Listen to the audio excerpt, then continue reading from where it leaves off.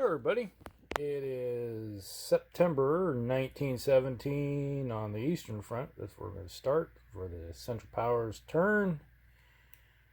And well, let's see. The Germans dug in right here. They pulled some units out of the line right here and moved them there to fill the gap.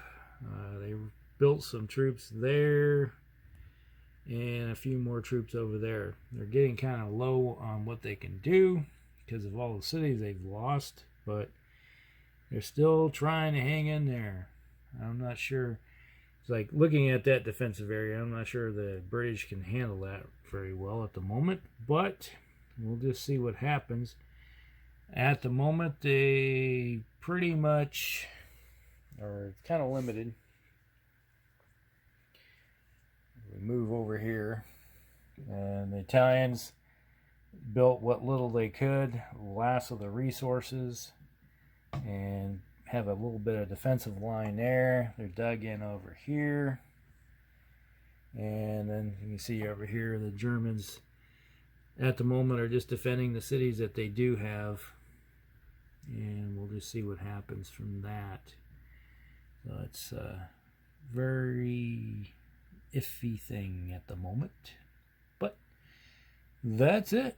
That's all they can do at the moment for the Central Powers. So we'll be back. Hey everybody, September 1917, Allies turn.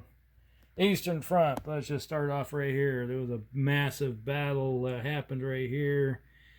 The German units were demoralized. Some fell back to here. There was another battle right here. These two hexes right here went to that one, and the two hexes here went to that one, and they were both demoralized, and some destroyed, fell back to there. Let's see, there was another battle that happened. It was these three hexes here attacked here, and they were obliterated. But the Russians did lose some troops too, so there's dead Russians pretty much everywhere you look right here. They rounded the corner right here. There was a big battle that happened right there. There was these corps right here, army groups attacked right here. They did win, demoralized the unit, passed them back to here, so they fell back. So the Russians are pushing, but they took a bunch of casualties in the process of doing that. So did the Germans. So it's not looking too good for the Germans at the moment. Now, let's just move over here. We'll move to the Southern Front.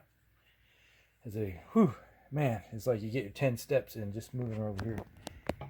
The Italians got attacked right here. There was a corps right on the railroad line right there, and got attacked by the British. The British did lose one corps, but they did take the Italians out, and Trieste has fallen to the British. So now Trieste, that's pretty much all of the cities of the Austrian and Hungarian Empire are now fully under control of the Allies.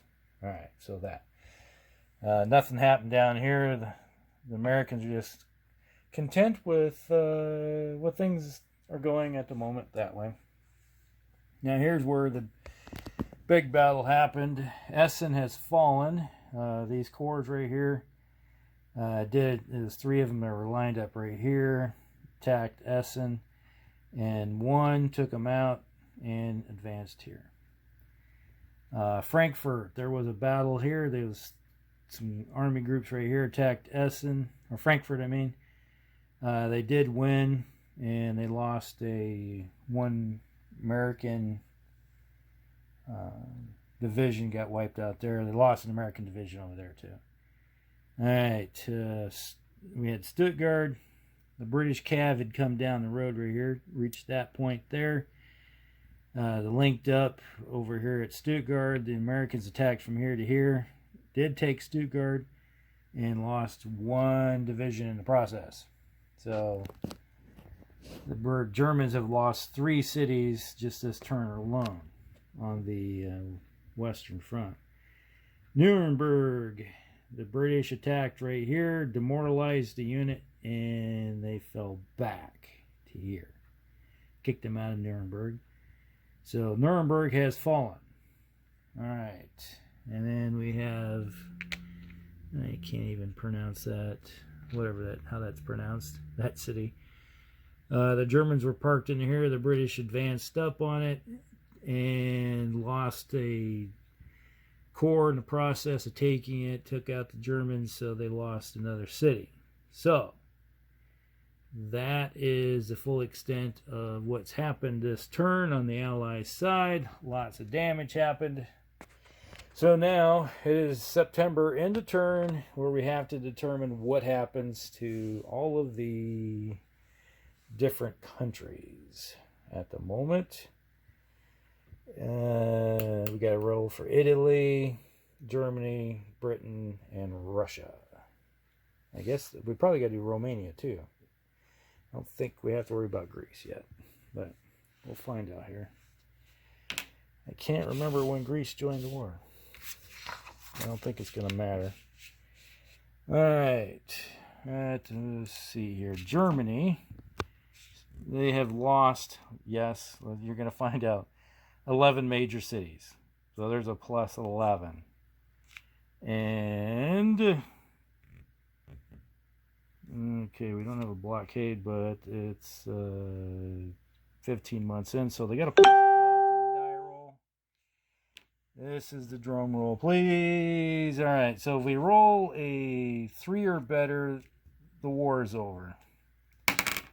You rolled a 7. 7 plus 12 is 19.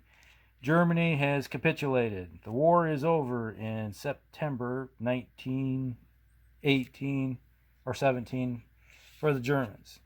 Italy is still in the war. Okay, they haven't lost any cities, but they got a plus 1 to the die roll. They're happy. They rolled a 1, so they haven't surrendered.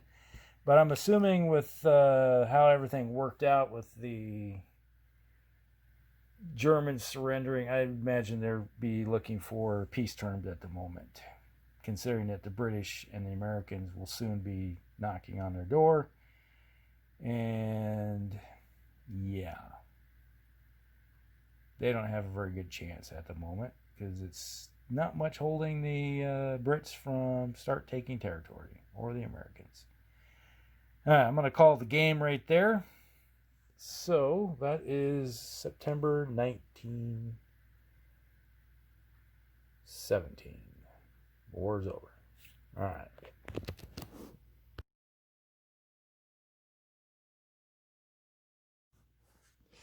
All right. Well, let's just do a little bit of discussion right here. What do I think of the game? Well, I like the game. Did I make a few mistakes along the line? I think so. Just working through the rules a bit, trying to figure them out. It's the first time I've ever played through this one. The game is very similar to playing Guns of August, but I think this is a better game than Guns of August, and I really love Guns of August. And so when you look at it, there are a few things that I do like, which you're not used to, when I'm playing the like the Guns of August version. It's like I'm used to. It's like if you get your allies and stuff, there was no limitation where they could go. They could just wander off into the weeds with the rest of the armies. In here, armies have their zones that they're stuck in, playing in, that they have to stay near their national interests, basically. I think that's how best put it. It's like Bulgaria is going to spend their time in the Balkans area. So if Romania and Bulgaria are allies, they would go sort of into Russia. So they could go as far as Odessa, up through parts of Austria, Hungary. There's a range where they could go. The same way with Russia. Russia only goes so far into what they consider the Eastern Front. And so it's basically part of Austria, Hungarian, and part of Germany. And Italy is only going to be interested in what happens in Austria, Hungary, down to Albania, the Balkans, and part of France. And France is just like Britain. The British can go pretty much everywhere they want to, except for Far East into Russia, and they don't go into the Caucasus box for obvious reasons. They're not going to bother going there. That's the fully Russian territory. Now, there's a few things I would have liked to seen in this game, more clarification, because early in the game I had France get taken out. Bunch of lucky die rolls. I kept rolling 10s. It was like 10, 10, 10, 10. It's like, well, what the heck's going on here? And I just waffle stomped the French, and they capitulated. Now, you look down here, I said this before in previous turns, it's like Tunisia and Algeria are capitals down here. Algiers and Tunis, like that, can't even say it, are capitals. So those I would consider separate countries, even though they're under French control. One of the rules said you have to initiate a sea-borne invasion from a friendly port. And at the time, the Italians were on the Central Powers side, so the only friendly port you have in the entire Mediterranean is here, over there. Eventually, you can use this city right here as a friendly area for the British. They can move their troops in there. But until that point, there's like, okay, you would think the British would be able to initiate a land or a seaborne invasion pretty much anywhere they want to within the Med. Because you think about it, over here off the map, you got Gibraltar. That would be almost like a friendly port for them. And, there are other places along the line. And let's see. So that's pretty much it for that discussion. There is, the hindrance, once again, talking about sea. You do have some problems with sea power. I would have liked to have seen naval aspect in this, because the Germans had a massive naval fleet up in the Baltic. It'd be kind of interesting if they would have had a naval aspect to this, where you could have like the Battle of Jutland and stuff like that, where you could sally forth your naval interests and do a little bit of that action, or bombard coastal cities and stuff like that. But I know that they did that with an expansion for the Guns of August game for later on that was in a general, and you could print that kind of stuff off and do it. I would just, it would have been nice if they would have been able to add that into it. But overall, I do enjoy the game. I probably have to do another playthrough or two of this box to really get a good idea what happens, overcome a few mistakes that I made, I do believe, and it seemed like every day I was going through the rules, just trying to figure out things, make sure I was doing things right. And other than that, I hope you guys enjoyed it. I know there's a handful of people that watched each one of these videos because you're avid board gamers, and those individuals asked me for doing board games, so I'm doing board games. I love board games too. I do love my miniature games too.